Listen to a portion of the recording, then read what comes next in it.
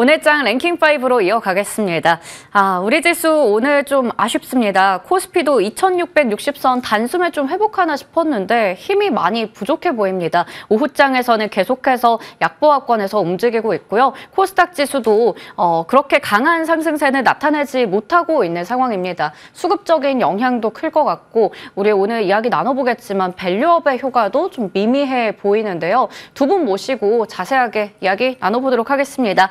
이재스탁 이지은 대표, 불사조 리서치 김진경 본부장과 함께 할게요. 안녕하세요. 네, 안녕하세요. 네, 이번 주 벌써 중반 수요일인데 뭔가 이렇다 할 변화가 사실 보이진 않고 있습니다. 하나씩 이야기 나눠볼게요. 밸류업의 효과는 미미한 가운데 오늘 시장에 또 긍정적으로 영향 미치는 건 중국 쪽의 경기 부양 이슈입니다. 이것 때문에 미국 증시도 잘 갔잖아요. 그리고 또 미국 증시 안에서도 중국의 매출 비중 높거나 아니면 중국 기업들 주가 흐름이 좋았는데 우리 쪽에서도 마찬가지입니다. 관련한 종목들의 전략 좀 챙겨보도록 할게요. 오늘 화장품 쪽도 강하고 중국 기업들도 좋고요. 의류주 그리고 일부 종목들 함께 좀 올라가고 있습니다. 자, 그러면 먼저 이 전체적인 관점에서 봤을 때 시클리컬 업종들 이야기부터 해볼게요. 본부장님, 철광석이나 구리 가격도 이제 같이 올라간다라는 이야기 나옵니다. 쑥 이렇게 올라가면 정말 소외 많이 받았던 시클리컬 업종, 경기 민감주 시간도 돌아올 수 있는 걸까요? 일단은 가능성은 있다라고 이제 생각을 하고 있습니다. 지금 이제 여러 가지 이슈들이 많이 나와주고 있죠. 오늘의 경우 이제 중국의 경기 부양책에 대한 내용들이 나왔다면은 또 최근에 이제 금리 인하로 인해서 여러 가지 어떤 투자 심리 자체가 개선이 되고 있기 때문에 아무래도 전반적인 좀 가격에 대한 영향도 받지 않았나라고 좀 봐야 될 것 같습니다. 지금은 현재의 경우는 뭔가 이제 중국의 부양을 위해서 유동성 공급 이슈가 작용이 되고 있다라고 좀 보시면 되실 것 같고요. 일단 중국 증시에서도 뭔가 좀 관련주들이 또 들썩이는 모습을 보여지기도 했었는데 지금의 경우 일단 국내 시장에서도 사실은 뭔가 뚜렷하게 시장의 방향성을 좀 찾기도 어렵기도 하고 또 주도주도 좀 부재한 상황이다 보니까는 이런 내용들이 오히려 좀 더 투심을 자극을 하는 게 아닌가라고 좀 봐야 될 것 같습니다. 지금의 경우에는 뭔가 뚜렷하게 반등세를 이어질 것이다 이렇게 바라본다기보다도 뭔가 이슈에 또 민감한 장세이기 때문에 오히려 업종별이라든지 종목별로 차별화 장세가 펼쳐지고 있다라고 좀 보시면 되실 것 같고요. 물론 이렇게 좀 내용들이 그래도 긍정적으로 투자 심리를 개선하는 모습 보여지고 있지만은 이런 부분들이 중장기적으로 뭔가 좀 이끈다기보다도 일단 단기적인 이슈에 그칠 가능성도 좀 열어두셔야 되실 것 같습니다. 앞서 말씀드렸지만은 대체적으로 지금의 경우에는 뉴스라든지 이슈라든지 또 테마라든지 이런 부분에도 민감하게 반응하고 있는 장세이기 때문에 오히려 큰 기대감을 가지고 반등을 좀 바라본다기보다도 일단 단기적인 이슈로 인해서 좀 상승 흐름이 좀 이어지지 않을까라고 좀 봐야 될 것 같고요. 지금의 경우는 뭔가 시장 자체가 좋아진다라는 분위기는 아직은 아니다라고 봐야 되기 때문에 지금의 경우는 뭔가 큰 기대감을 가진다기보다도 좀 더 종목별로 옥석 가리기가 더욱더 좀 필요한 시점이지 않을까라고 좀 봐야 될 것 같습니다. 네, 일단 이 안에서도 종목별로 흐름이 또 다르게 나타날 수 있어서 옥석 가리기 중요하다 말씀해 주셨네요. 시세가 크게 이어질 수 있을지는 아직 좀 더 지켜봐야 될 것 같아요. 자, 그렇다면 이제 다음 종목 섹터로 한번 들어가 보겠습니다. 이지은 대표님, 아무래도 오늘 다양한 섹터들이 올라요. 대표적인 게 소비재 쪽이 될 텐데 중국에서 이제 190조를 푼다 뭐 이런 얘기 나오니까 화장품, 의류 이쪽이 뜨겁게 반응합니다. 카지노도 요즘에 흐름 좋았거든요. 자, 어디를 좋게 보실지 궁금해요. 오늘 아모레퍼시픽 12%대 급등도 사실 대단하고요. FNF 같은 경우에는 이 이슈 말고도 밸류업에 대한 부분도 있다 보니 같이 잘 갑니다. 이외에 카지노도 최근에 차트 흐름 괜찮은 것 같고 어디 보세요? 저는 일단 화장품 쪽을 보고 있는데요. 네. 일단 왜 이유를 좀 설명을 드리면 그동안 화장품 관련된 종목들 전반적으로 흐름이 굉장히 좋았습니다. 근데 그 안에서 중국 쪽 매출의 비중을 많이 차지하고 있는 기업들은 상대적으로 굉장히 좀 부진한 모습을 보이기도 했는데 그렇기 때문에 전체적인 업황으로 봤을 때 중국 빼고 오히려 비중국권에서는 굉장히 좋은 호조를 이어가고 있는 가운데 중국이 그동안 발목을 잡았다라고 한다면 중국 관련돼서도 이제는 해소 국면으로 들어갔을 때 화장품 관련돼서 업황에 대한 기대감은 더욱더 커질 수 있다라고 보고요. 그동안 뭐 많은 어떠한 산업을 봐도 모든 부분들이 장점이 있는 건 아니지만 상대적으로 화장품 관련된 섹터는 장점이 최근 들어서 부각이 부각이 많이 됐는데 거기에 큰 단점인 중국이 이제는 좀 장점으로 네. 바뀔 수 있는 그런 계기가 된다라고 한다면 더 큰 실적을 좀 견인해 줄 수 있을 거라고 보고 있고 투자자들의 심리 또한 개선 효과가 좋지 않을까라고 보고 있어서 일단은 저는 화장품 관련돼서 가장 좀 눈여겨보고 있고요. 또 오늘 아모레퍼시픽 같은 경우에도 2분기 이제 실적 때 굉장히 큰 쇼크가 나왔고 특히 중국 관련돼서 계속 좀 힘든 모습을 보여줬는데 오늘 상대적으로 오히려 후반부 갈수록 시장의 힘은 약해지지만 상승폭을 확대시키는 흐름이 나와주고 있습니다. 지금 121선의 장기 저항선도 돌파를 해주는 흐름까지 나와줬는데 그만큼 지금 화장품 관련돼서는 그동안 억눌려 있었던 종목군들 위주로 강한 시세가 오후장 들어서도 좀 이어가고 있는 모습이기 때문에 그만큼 시장에서는 화장품 관련된 종목들에게 좀 기대감이 있을 거라고 보고 있고요. 저 또한 이 안에서 좀 픽을 한다라고 네. 했을 때는 화장품 관련주들 그리고 그동안 중국 때문에 좀 올라가지 못하고 네. 눌려 있었던 종목들 다시 한번 관심 있게 보셔도 좋을 것 같습니다. 그러면요. 화장품 쪽이 아무래도 여전히 긍정적이긴 하지만 중국 때문에 발목 잡혀 있었는데 그거에 대한 부분이 어느 정도 해소되다 보니 아모레퍼시픽이 날아갑니다. 그러면 탑픽도 이쪽이에요? 일단 오늘로 봤을 때는 저는 네. 지금 아모레퍼시픽을 좀 보셔도 괜찮지 않을까라고 네. 생각이 드는데 오전장에 이제 121선에 대한 저항 돌파가 과연 될까라는 생각을 제가 했었어요. 네. 근데 지금 12%, 13%로 상승폭을 확대시키면서 돌파 흐름이 나와줬고 어느 정도 거래량도 실리는 모습이 나와줬기 때문에 저는 다시 한번 물론 한 번의 비중을 크게 실을 필요는 없으시겠지만 이번 실적 발표 때는 또 그게 해당이 없기 때문에 그 부분으로 봤을 때는 그렇겠지만 장기적인 관점으로 봤을 때는 아모레퍼시픽에 대한 부분 좀 긍정적으로 보실 수 있을 것 같고요. 몸집이 큰 기업인데도 불구하고 또 다이소에 입점을 하는 움직임이라던가 이렇게 신성장 동력에 대해서도 계속 꾸준히 만들어 나가고 있기 때문에 저는 장기적인 관점으로 아모레퍼시픽 긍정적으로 보셔도 좋을 것 같습니다. 네, 아모레퍼시픽 오늘 힘이 대단하다라는 게 또 느껴집니다. 자, 김진경 본부장님의 의견도 궁금해요. 화장품 쪽에서 LG생활건강도 오늘 7% 넘게 오르지만 이쪽도 중국 쪽이 그동안 발목 잡았었잖아요. 화장품 섹터 안에서 어디 좀 보세요? 저도 일단 화장품주의 경우는 대체적으로 긍정적인 의견 말씀을 드려보도록 네. 하겠습니다. 딱 어디를 좀 집중해서 본다라기보다도 이 화장품 쪽 내에서도 또 순환매가 돌아갈 수가 네. 있기 때문에 오히려 좀 더 중국 쪽에 매출 비중이 높은 업종들 위주로 한번 좀 돌아가면서 살펴보자라는 점 먼저 말씀을 드려보도록 하겠고요. 물론 이렇게 중국에 대한 이제 소비 관련주로 당분 부각이 될 가능성은 높을 것 같습니다. 물론 화장품 업체들이 북미라든지 여타 유럽이라든지 뭐 동남아 쪽이라든지 진출을 한다라는 소식이 들려오긴 하지만은 오히려 그래도 지금의 경우 일단 중국 쪽에 대한 매출 비중이 또 상당 부분 차지하고 있기 때문에 이 화장품 업종 내에서도 이 해외 쪽의 매출이 얼마만큼 차지하고 있는지 이런 부분들을 좀 살펴보시면 좋으실 것 같고요. 그리고 화장품주의 경우는 일단은 그동안에 또 주가가 하락세를 보이다가 최근 들어서 또 반등을 시도하는 모습 보여지고 있습니다. 근데 여기서 중국에 대한 이야기가 나오면서 뭔가 추가적으로 반등할 수 있는 모멘텀이 또 마련이 되었기 때문에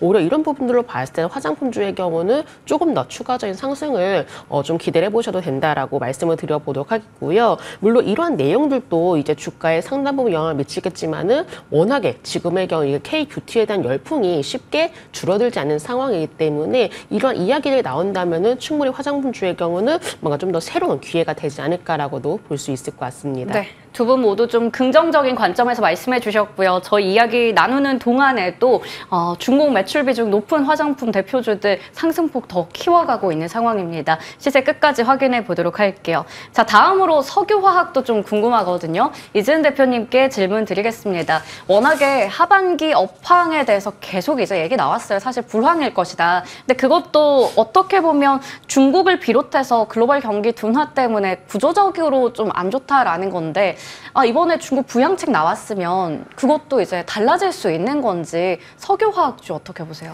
일단은 경기에 대해서 어느 정도 유동성이 풀리고 하면 긍정적인 측면으로 볼 수 있는 부분인데 그동안 석유화학 쪽이 좀 발목을 잡혔던 이유는 이제 공급발 이슈가 네. 좀 있었어요. 중국에서 워낙 좀 공급 과잉이 있다 보니까 그런 부분들도 문제화가 많이 됐었는데 중국이 생산량 조절에 나선다는 소식도 같이 좀 있기 때문에 그 부분이 있어서 뭐 올해 당장 그게 확 풀리는 건 아니지만 이러한 모멘텀들이 다 효과적으로 맞물리면서 시너지를 발휘할 수 있을 거라고 보고 있고 있고 특히 석유화학 쪽은 지금 워낙 업황에 대한 불황이 지속됐었기 때문에 이게 단기적으로 확 살아나는 흐름보다는 우리가 좀 호흡을 길게 가지고 볼 필요가 저는 있다라고 생각을 하고 있고 지금 경기 침체로 인해서 결국에는 중국이 자금률을 확대하는 방안을 한 건데 지금 시장에서 워낙 중국 쪽에서 저렴한 물량들을 많이 쏟아내고 있는 그런 상황이었어요. 근데 우리나라 기업들이 지금 업황이 좋지 않고 계속 눌려있는 상황 속에서 그럼에도 불구하고 지금 좋은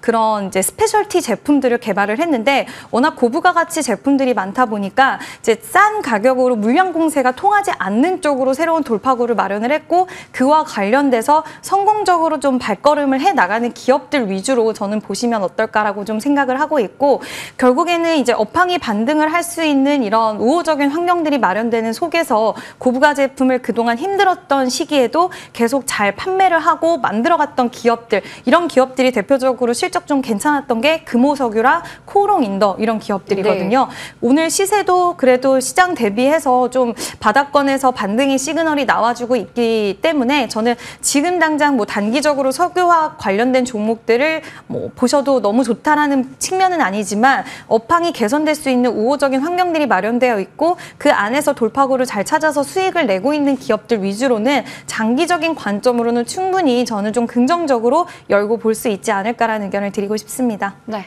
어떻게 보면 마찬가지로 발목 잡혀 있었던 쪽에서 이제 회복이 될 것이다라는 신호가 이제 또 나타나다 보니 장기적으로 봤을 때는 모아갈 수도 있다라는 부분도 짚어주셨습니다. 자, 중국 소비재 쪽 이야기 해봤고요. 다음 이슈로 이제 반도체 이야기 해볼게요. 미국에서 엔비디아 잘 갔습니다. 그러다 보니까 이제 우리 증시 반도체 쪽도 함께 움직임이 나타나고 있고 무엇보다 이제 마이크론의 실적 발표 정말 하루밖에 남지 않았습니다.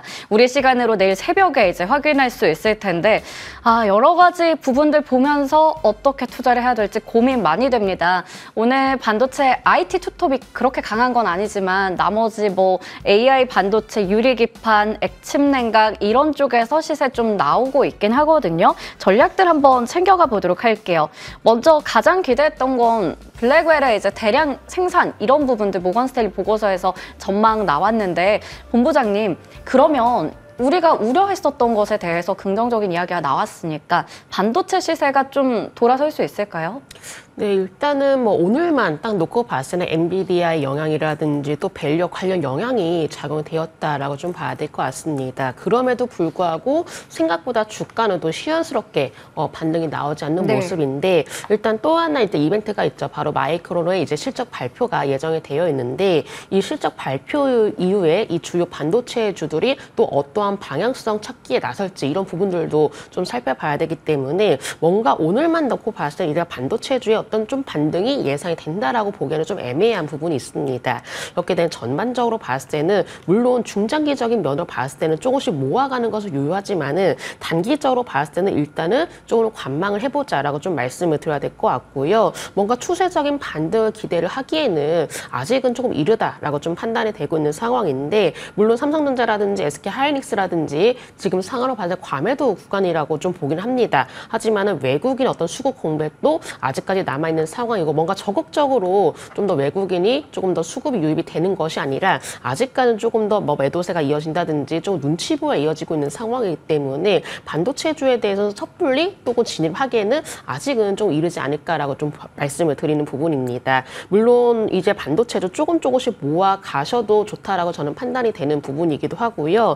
아직까지 반도체주의 경우는 상반기 때 워낙에 많이 집중이 되었었거든요. 근데 지금 분위기상으로 봤을 때 이 상반기 동안에 집중이 되었던 반도체주에서 이제부터는 다른 쪽으로 또 수급이 분산이 되는 모습 보여지고 있기 때문에 오히려 지금의 경우에는 너무 반도체 주에만 조금 눈여겨보시는 것이 아니라 오히려 좀 더 수급이 몰리고 있는 업종들 위주로도 한번 살펴보시는 전략이 어떠실지 해서 좀 이런 부분들 말씀을 드려보도록 하겠습니다. 네. 여전히 현물 시장에서 외국인들의 수급 공백이 이어지고 있다 보니까 반도체 쪽 수급이 좀 받쳐줘야 될 텐데 그게 아쉽습니다. 더욱이 내일 마이크론 실적 발표 10월 첫째 주에는 삼성전자 잠정 실적 또 그 부분도 있다 보니 관망 심리도 같이 좀 있는 것 같아요. 일단 내일 실적 나오고 나서 흐름 어떻게 되는지도 봐야 할 관전 포인트 될 것 같고요. 아직까지는 시세 연속성에 대해서 이야기하기에는 좀 어려운 것 같습니다. 자, 그러면 다음으로 넘어가서 소부장 쪽은 그래도 탄력이 좀 좋거든요. 앞서 체크해봤던 우리 뭐 유리기판이나 AI 반도체, 액침 냉각 쪽 올라오고 있잖아요. 여기서라도 한번 기회를 잡아볼지 이재은 대표님 어떻게 보세요?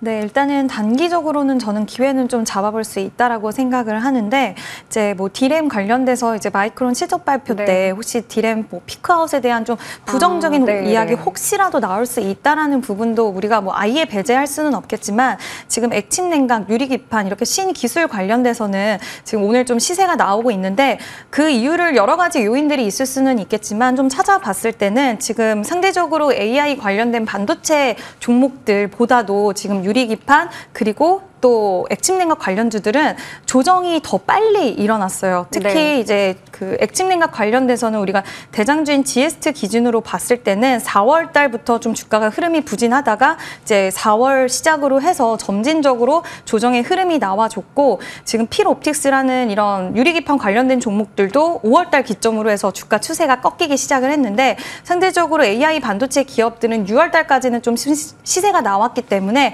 약간의 조정이 더 빠르게 나왔던 쪽에서의 반등 흐름이 나오고 있는 게 아닌가라는 생각이 들고요. 다만 반도체 관련돼서는 지금 다시 한번 좀 트리거가 될 수 있는 게 1차적으로 마이크론 실적 발표가 있겠지만, 지금 그 이후에 좀 이벤트들이 많이 포진이 되어 있고, 이번에 모건 스탠리에서 굉장히 좀 부정적인 이야기를 네. 했는데, 물론 골드만삭스에서 어느 정도 반박을 해주면서 SK 하이닉스에 대해서도 방어적인 이야기들을 해주는 부분들은 있었지만, 쉽게 투심이 확 개선되기에는 아직까지는 좀 힘이 부족하고, 10월 달까지는 이런 이벤트들을 어떻게 좀 소화하는지, 그리고 긍정적인 부분들로 좀 여러 가지가 이어져야지 정말 다시 한번 좀 힘을 강하게 받으면서 발돋움할 수 있다라고 보기 때문에, 단기적으로 좀 반등 탄력을 이용해서 트레이딩 관점으로 보실 분들은 오히려 유리기판이나 액침 냉각 쪽이 맞는 것 네. 같고요. 좀 장기적인 호흡을 가지고 보실 분들은 이제 모아가는 전략 쪽에서는 AI 반도체 관련주들 여전히 좀 유효하다라는 이야기 드리고 싶습니다. 네, 약간 또 구분 지어서 전략 챙겨가야 될 것 같네요. AI 반도체 쪽은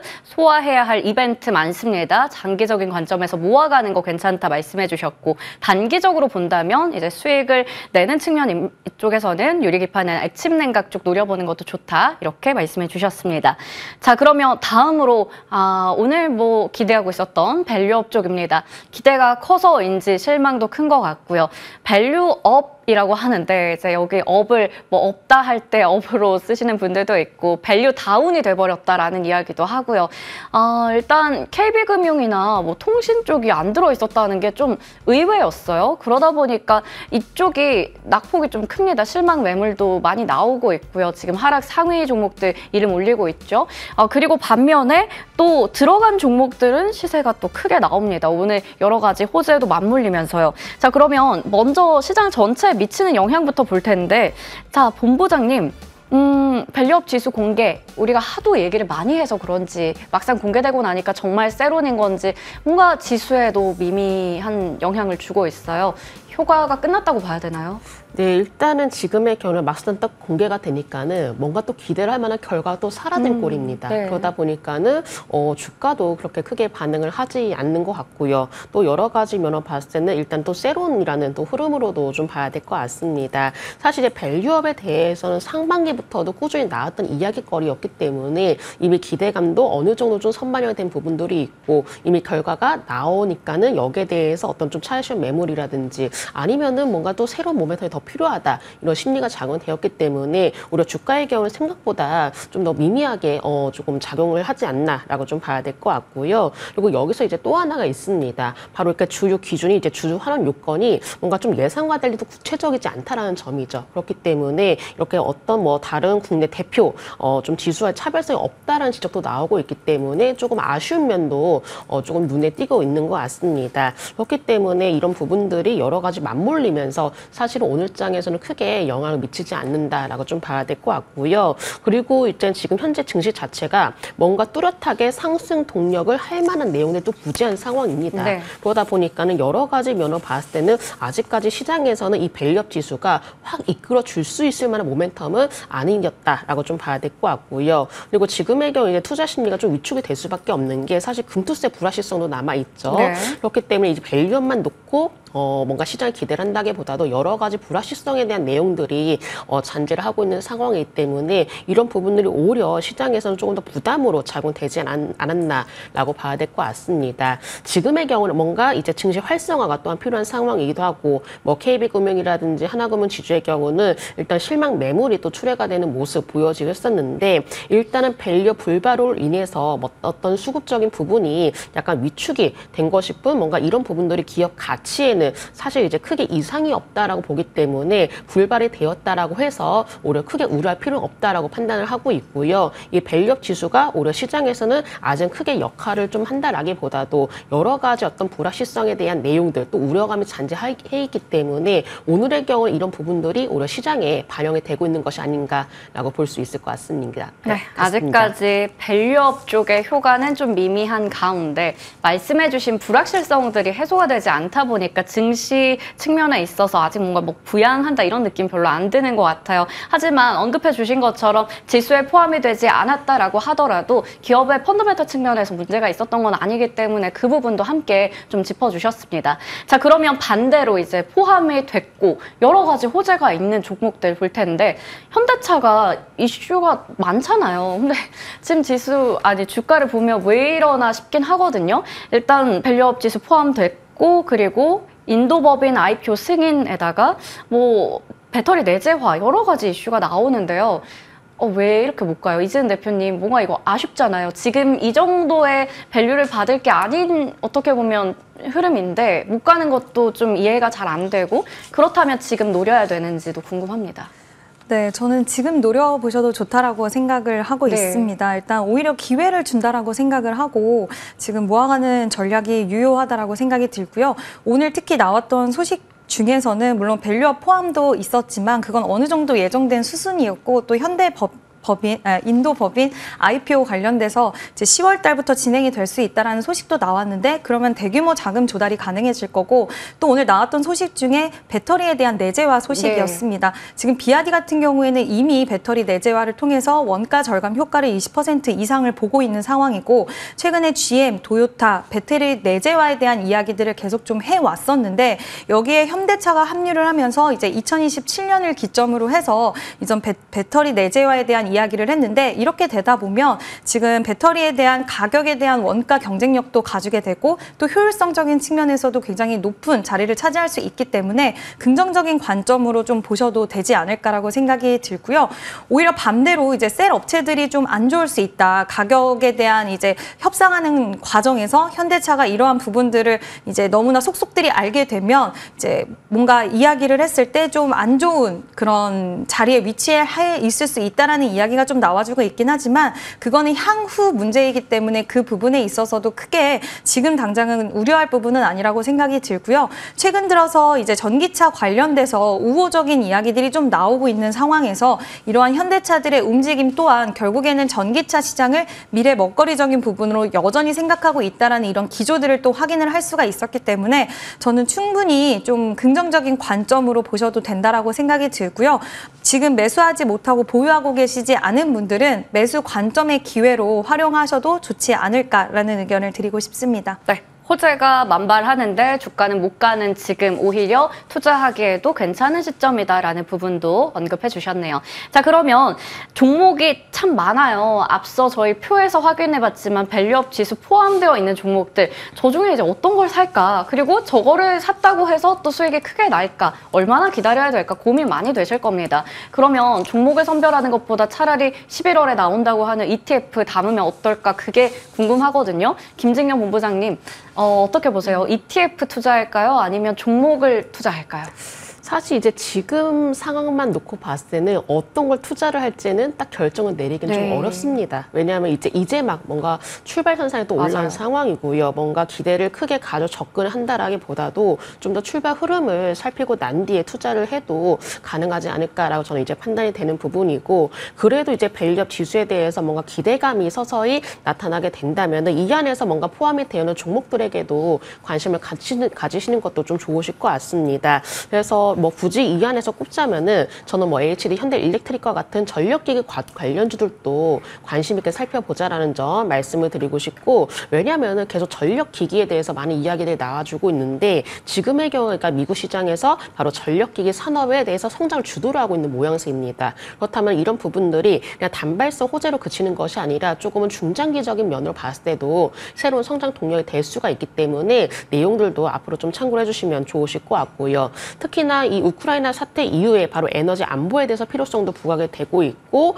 유럽 시장에 대한 이제 수요도 꾸준히 증가를 하고 있는 상황이기 때문에 앞으로도 이제 전력 기기에 대한 수요 증가, 그리고 여기에 따라서 공급이 또 충분히 만족을 시켜줘야 되기 때문에 이런 부분들로 봤을 때는 우리가 전력기기 산업과 관련해서는 앞으로 성장성을 좀 기대를 해봐야 된다라고 좀 말씀을 드리고 싶기 때문에 뭐 주요 관련주들도 앞으로는 또 주가 흐름을 꾸준히 살펴보실 필요가 있다라는 점 말씀을 드려보도록 하겠습니다. 네, 지금 이제 지수 포함 이슈 나왔다고 해서 바로 우리가 또 시원한 상승을 노리기에는 좀 시간이 걸릴 것으로 보입니다. 그래서 종목을 꼽자면 또 여러 가지 업황에 대한 기대감이 있는 전력 설비 안에서 이제 HD 현대일렉트릭 같은 쪽 확인해 주셨네요. 자, 밸류업에 대한 이야기는 여기서 마치겠습니다. 다음으로 넘어가서 미국 쪽의 동부 항만 파업, 이거 생각보다 이슈가 좀 커질 것으로 보이죠. 10월부터 예고가 돼 있는 상황인데, 이게 만약에 또 파업이 되면 일주일 멈추면 공급망은 한 달 반이나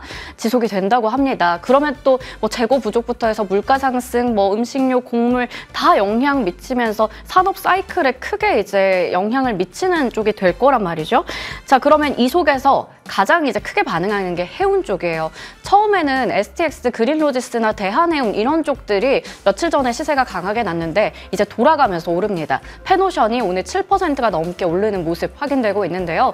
자, 이재은 대표님, 섹터 내에서 순환매가 돌고 있는 것으로 보이긴 합니다. 해운주 가장 이 이슈와 함께 맞물려서 봐야 하는 섹터일까요?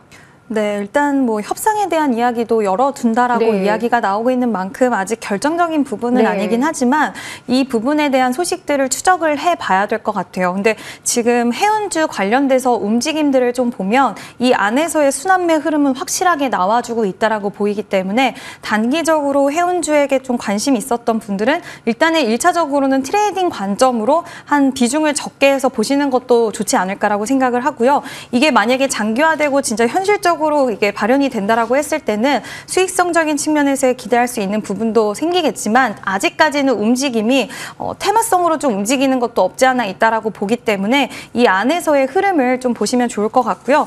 대표적으로 지금 STX 그린로지스 같은 경우에도 지금 이 거래일 전에 시세를 굉장히 강하게 냈다가 어제부터 오늘까지는 살짝 쉬어가는 흐름이긴 하지만 시장에서의 이 해운주를 바라보는 평가가 약간은 눈치를 보는 흐름이 아닌가라는 생각이 좀 듭니다. 그만큼 아직 결정적인 부분은 없기 때문에 단기적인 트레이딩 관점으로 좀 유효하지 않을까라고 보고 있고, 오히려 나중에 물동량 증가나 이런 측면에서 봤을 때 장기적으로 내가 보고 싶다 하시는 분들은 뭐 H&M이라든지 이런 종목군들을 보시는 게 좋은데 지금은 트레이딩 국면으로 아직까지 보시는 게 좋을 것 같습니다. 네, 아직까지는 파업 예고다 보니까 또 체크해볼 이슈도 있는 것 같고요. 단기적으로 좀 체크해보자. 그 안에서도 H&M 말씀해 주셨네요.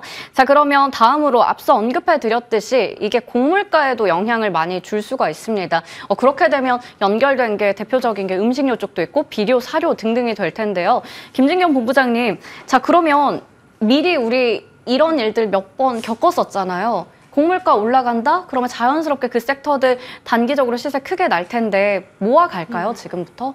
사실 이거 업종별로 좀 다르게 전략을 세워야 아, 됩니다. 네. 그러니까는 왜냐하면 일단 주가라든지 업종별로 또 성격이 제각각 다르기 때문에 이러한 내용들이 나왔을 때 과연 어떻게 주가가 움직일지를 미리 어느 정도 좀 예측을 할 필요가 있을 것 같은데요. 일단은 통상적으로 봤을 때 비료주라든지 또 사료주의 경우는 이 이슈에 민감한 업종 중에 하나입니다. 그렇다면은 일단은 뉴스로 인해서 단발성의 조금 이슈로 인해서 급등하는 경향을 많이 보였었고 그만큼 테마주적인 성과를 가지고 있기 때문에 이런 부분에 대해서는 조금은 단기 트레이딩 관점으로 접근하실 필요가 있다는 점 말씀을 드리도록 하겠고요. 워낙 비료주라든지 사료주의 경우는 물론 가볍게 움직여질 수 있겠지만은 그만큼 변동성이 확대가 되는 모습들도 종종 보여왔기 때문에 이러한 부분들에 대해서 좀 더 우려를 하시는 게 필요하실 것 같고 음식료주의 경우는 예전과는 달리 뭔가 곡물가에 대한 영향을 사실 크게 반영을 하고 있지 않습니다. 네. 그렇다면은 어느 순간부터 음식료주의 경우는 뭔가 해외 수출에 대해서 포커스가 좀 더 집중이 되는 모습 보여지고 있거든요. 사실은 왜냐하면 음식료주는 그럴 수밖에 없는 게 지금 계속적으로 K9대는 열풍이 이어지고 있고 특히나 SNS가 발달이 되고 있는 상황이기 때문에 음식료주의 경우는 해외에서 주요 제품이 인지도에 따라서 또 주가도 반응을 하는 경우가 많기 때문에 우리 음식료주의 경우는 앞으로 수출적인 부분이 얼마만큼 이 영향을 미치느냐 이런 부분들이 가장 더욱더 주가에 민감하게 반응하지 않을까라고 봐야 될 것 같고 이러한 트렌드로 봤을 때는 일단은 주력 제품의 어떤 해외 수출에 대한 흐름도 살펴보실 필요가 있으실 것 같습니다. 뭐 K라면이라든지 K스낵이라든지 여러 가지의 일단 한국에 대한 관련 제품들이 해외에서는 얼마만큼 인기를 끌고 있고 이런 부분들이 앞으로 해외 매출에 얼마만큼 비중을 차지할 수 있을지 이런 부분들이 주가에는 다소 좀 영향을 미칠 가능성이 높기 때문에 음식료 주의 경우는 오히려 이런 부분들에 대해서 내용을 참고하시는 게 더욱더 좋으실 것 같습니다. 네, 나눠서 좀 전략을 챙겨주셨습니다. 간단하게만 정리해보자면 비료 사료 쪽은 좀 단기적으로 움직임이 크게 나오다 보니 변동성 유의할 필요 있어 보이고 트레이딩 관점, 음식료 쪽은 오히려 최근에 많이 올랐던 모멘텀이 이제 해외 수출 관련된 부분이잖아요. 그걸 좀 지켜보면서 대응하는 관점에서 말씀해 주셨습니다. 자, 그러면 마지막 이슈로 넘어가 볼게요.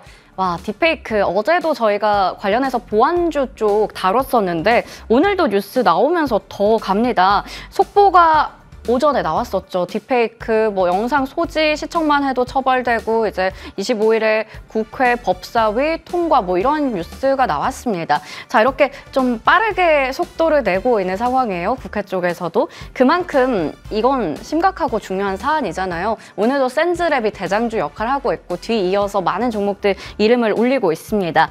자, 어제 저희가 관련한 전략 챙길 때 단기 테마가 아니라 좀 이어질 수 있는 어떻게 보면 중기적으로 봐도 되는 트렌드다라는 관점에서도 이제 패널분의 의견이 있었는데 두 분은 또 어떻게 생각하시는지가 궁금하네요. 이재은 대표님, 자, 투자의 영역에서 이거를 어떤 관점으로 봐야 될까요? 저 같은 경우에는 저는 만약에 내가 보유하고 있는 투자자인데 지금 수익권에 도달을 했다라고 한다면 저는 지금은 일단은 1차적으로 좀 수익 실현을 하는 게 어떨까라는 이야기를 좀 드리고 네. 싶고요. 시장에서는 좀 테마성으로 여전히 좀 인지가 되고 있는 모습이라고 생각을 합니다. 지금 센즈랩 같은 경우에는 뭐 마이크로소프트와의 협력이라든지 이런 부분들이 있기 때문에 오히려 시장에서의 시세가 강하게 나오고 있고 또 후발 투자로 오는 이스트소프트도 좀 시세가 강하게 연출이 되고는 있지만 그 이외의 종목들을 보면 시세 흐름이 굉장히 좀 연속성과 탄력이 떨어진 부분들을 확인을 할 수가 있는데 최근 시장이 좀 불확실성이 좀 짙다 보니까 정부 정책 관련돼서 일정이 있었던 뭐 딥페이크 관련, STO 관련된 종목들이 정부 정책으로 단기적으로 움직이는 흐름들이 나와주고 있는데 지금 당장 이런 뭐 법에 대한 정책적인 부분들이 뒷받침되는 거는 너무나 좋은 거고 보안 시장에 대해서는 장기적인 관점으로 분명히 커지는 시장이라고 생각은 하지만 그 부분에 있어서 이제 앞으로는 실적이 뒷받침되는 기업들이 이제 옥석 가리기가 좀 도래할 시기가 오는데 그 안에서 봤을 때 지금은 일단 차익을 실현을 해 두시고 장기적인 관점으로 그 기술력적인 부분들이나 이런 것들을 판단했을 때 내가 이 기업은 계속해서 쭉 끌고 가도 되겠다라는 좀 확신이 드는 기업들, 그런 기업들 위주로 오히려 저는 이제는 좀 모아가는 전략이 유효하다라고 생각이 들고요. 테마성으로 움직였던 종목군들은 좀 수익을 챙겨 두시는 게 일단은 어떨까라는 이야기를 드리고 싶습니다. 네. 단기적인 테마의 관점에서 또 시세가 크게 나다 보니 일단은 이틀 정도 잘 올랐지만 1차적으로 수익은 실현하자라는 부분 짚어주셨고요. 그 이후에 이제 기술적인 부분에 있어서 좋은 종목은 한번 중기적으로 봐도 된다라는 부분 말씀해 주셨어요. 본부장님의 의견도 간단하게 들어보겠습니다. 네, IT 산업이 일단 발달해서 일단 보완은 필수적입니다. 맞아요. 네. 사실 이러한 내용들만 놓고 봤을 때는 이 보완줄의 성장 가능성은 충분하죠. 네. 하지만 지금 당장의 분위기를 살펴봐야 될 것 같은데 현재의 어떤 관련주의 주가 흐름만 놓고 봤을 때는 좀 테마주적인 성격으로 움직여진다는 겁니다. 장초반 급등세를 보이다가도 장중 변동성이 확대가 되고요. 뭔가 지속적으로 상승한다는 느낌보다도 관련 이슈가 부각이 되었을 때 큰 폭으로 또 상승하는 모습 보여지고 있는데 지금으로서는 일단 테마주적인 어떤 성격이 조금은 사그라져야 조금 더 성장 동력이 좀 더 눈에 띄지 않을까라고 좀 생각이 들고 있기 때문에 현재 관점으로서는 일단 테마주적으로만 대응을 해보자라는 점 말씀을 드리도록 하겠습니다. 네. 보완주에 대해서는 두 분 모두 다 테마주적인 성격이 짙다라고 말씀해 주셨습니다. 참고해 보시면 좋을 것 같습니다. 오늘 두 분의 말씀 여기서 들어봤습니다. 이제스탁 이지은 대표, 불사조 리서치 김진경 본부장과 함께했습니다. 고맙습니다. 네, 감사합니다.